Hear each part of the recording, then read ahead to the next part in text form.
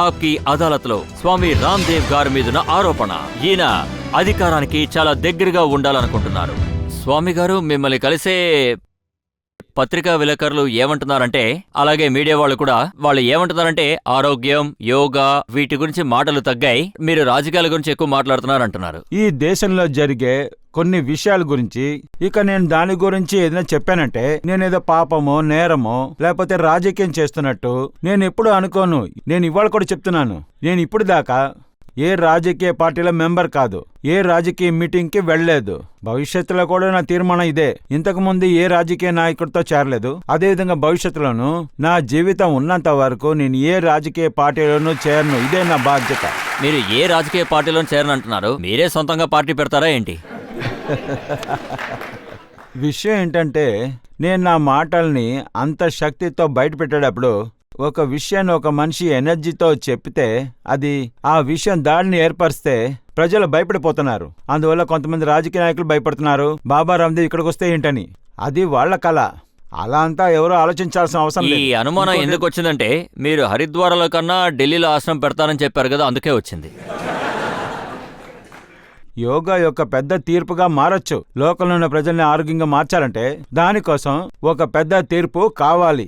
అది గాని ఎక్కువ వస్తే ఢిల్లీలో ఉందని నమ్ముతున్నాను. మీ మాటల ప్రకారం ఇండియాలోని డబ్బులు ఎంతవరకు స్విస్ బ్యాంక్ లో ఉన్నాయని అంటున్నారు? సుమారు 48 లక్షల కోట్ల రూపాయలు ఇండియన్ మనీ స్విస్ బ్యాంక్ లో డిపాజిట్ చేయబడింది. సుమారు 37 బ్యాంకులో ఉన్నాయి. ఇది గవర్నమెంట్ రిపోర్ట్లోనే చెప్పబడింది. అదేంటంటే, అక్కడికి వెళ్ళి చేరిన 48 కోట్ల రూపాయలు లేకపోతే దానికన్నా పైన దేశం నుంచి కొల్లగొట్టిన ఆస్తులవి పోర్చుగల్, ఇంగ్లాండ్, హాలండ్ లో ఉన్న ఆర్చెస్ మ్యూజియంలో చేర్చబడింది. అదొక 50 లక్షల కోట్లుంటుంది. అన్నిటినీ తెరిస్తే 1,00,000 కోట్ల రూపాయలుంటాయి. ఈ దేశం యొక్క 1 సంవత్సర బడ్జెట్ 4.5 లక్షల కోట్లు. ఆ ఆస్తి అంతా ఇండియాకి తిరిగి వస్తే దేశం 25 సంవత్సరాల దాకా ఏ ట్యాక్స్ లేకుండా ఉండొచ్చు. మీరు ఏమైనా చెప్పొచ్చు ఇది కళ అని, కానీ ఇదే జరుగుతుంది. అదే రకంగా ఫిలిప్పీన్స్ లో, సెయిరెన్ లో, మన పక్క దేశంలో ఉన్న పాకిస్తాన్ లో కూడా, మన దేశంలో యూరో స్కామ్ లో స్విస్ బ్యాంక్ లో వెళ్లి చేరిన డబ్బు. స్వామిజీ, మీరు చెప్పింది ఫైనాన్స్ మినిస్టర్ గారు వింటే మీరు యోగా మాత్రం నేర్పించండి, ఇందులో ఎందుకు జోక్యం చేసుకుంటున్నారు? లేదు, ఒక విషయం చెప్తాను నేను. ఇది దేశం యొక్క డబ్బు, ఎవరి డబ్బు కాదది. ఇది ఫైనాన్స్ మినిస్టర్ డబ్బు కాదు, ఎంపీ డబ్బులు కాదు. ఇది పూర్తిగా దేశం యొక్క డబ్బు. ప్రభుత్వం పని. ఇది సాధు సన్యాసి చేసే పని కాదు. నేను ఒక విషయం చెప్తాను. నేను సన్యాసి అవడానికి ముందు నేను ఒక ఇండియన్ని. ఇండియన్గా ఉండి ఇండియా గురించి మాట్లాడటం ఏ నేరం కాదు. ఇండియన్గా ఉండి దేశ ప్రగతి గురించి మాట్లాడటం పాపమో నేరమో రాజకీయం కాదు. వాళ్ళకి చెప్పాలి. నా మీద కూడా అప్పు ఉంది, మీ మీద కూడా దాదాపు 18,000 రూపాయలకి అప్పు ఉంది. ఈ దేశం మీద మొత్తంగా 18, 12 + 6 ఈ దేశంలో మొత్తంగా 18 కోట్ల రూపాయలు అప్పు ఉంది.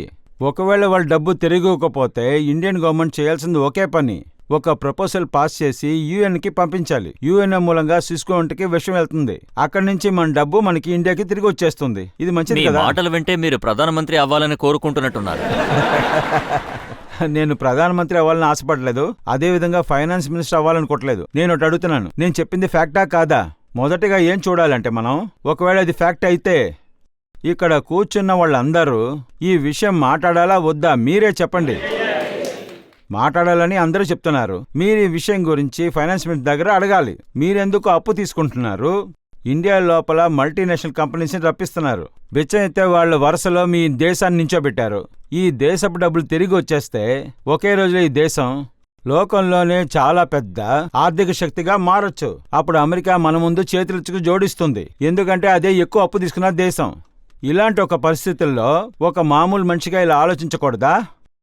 అందుకే చెప్తున్నాను, ఈ దేశం కోసం ఒక్కొక్క ఇండియను ఆలోచించాలి. అది ఏ మతానికి చెందిన వాళ్ళైనా సరే, సన్యాసి అయినా కుటుంబస్తులైనా ఎలాంటి ఆలోచన పెట్టుకోకుండా ఈ దేశంలో పుట్టిన వాళ్ళు ఈ దేశం కోసం మాట్లాడటం తప్పేమీ కాదు. అసలు